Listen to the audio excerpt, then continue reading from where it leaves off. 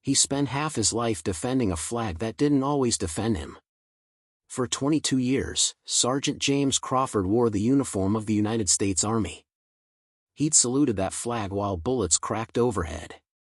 He'd carried it folded, pressed against his chest at the funerals of his brothers in arms. And when he finally came home, to peace, to a quiet Georgia suburb, to the promise of rest, he raised it one more time, outside his own house. For him, that flag was belonging. For his HOA, it was a violation. The letter came 3 days later. Unauthorized flag display. Remove within 14 days or face fines. In that moment, James realized something painful. The battle might have changed, but the enemy hadn't. The paper was white. The ink black. The message unmistakable.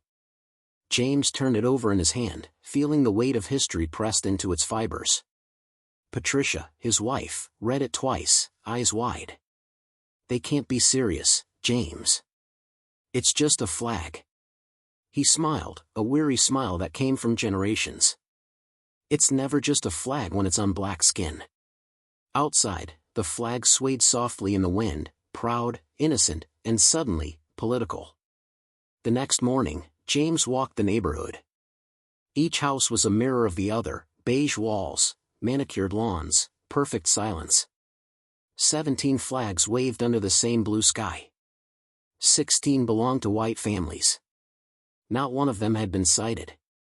He lifted his phone, snapping photo after photo. Each click sounded like a heartbeat, steady, angry, controlled. Some neighbors waved. Others closed their blinds. A woman across the street whispered to her husband, "He's looking for trouble." No, James thought. Trouble found me the moment I moved in. That night, he opened an old box from his father. Inside was a faded photograph, 1954, of 4 whites only sign nailed outside a neighborhood pool.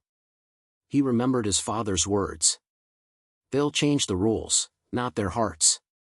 James's heart tightened. Different decade, same message.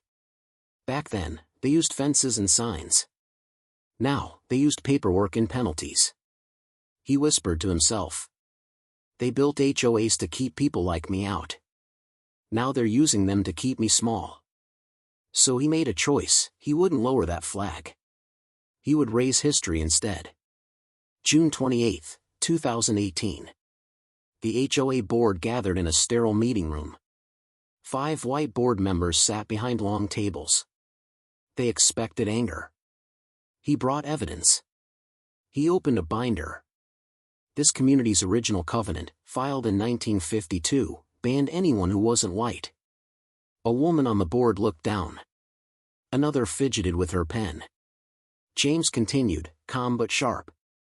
Today, you say you're just enforcing community standards. That's the same language they used in 1952, to keep people like me out. He placed photos of 17 flags on the table. 16 white families. 1 black. 1 violation. Silence. The kind that only truth can make. The board president cleared his throat. This isn't about race, Mr. Crawford. James smiled sadly. It always is. He quoted federal law, the Freedom to Display the American Flag Act of 2005. Then paused. You're not just fining me. You're fining every black man who ever believed this country could be better than it was. When he finished, no one spoke. 20 minutes later, the verdict came back. Violation rescinded. Apology issued. History, once again, written by those who refused to be silent. That night, James stood outside. The flag caught the soft light of dusk, red, white, blue, colors that once excluded him, now claiming him back. Patricia whispered, "You think it'll ever stop?" He looked at the horizon. No. But I think, every time we refuse to kneel, it shakes the ground a little. This is America, the land of 2 histories. One written in law books, the other in blood. James's story isn't rare. It's just recorded. And until every black homeowner can raise the same flag without fear, the fight isn't over. If you believe in truth, in justice, in the real meaning of that flag, share this story. Because silence has never protected the innocent.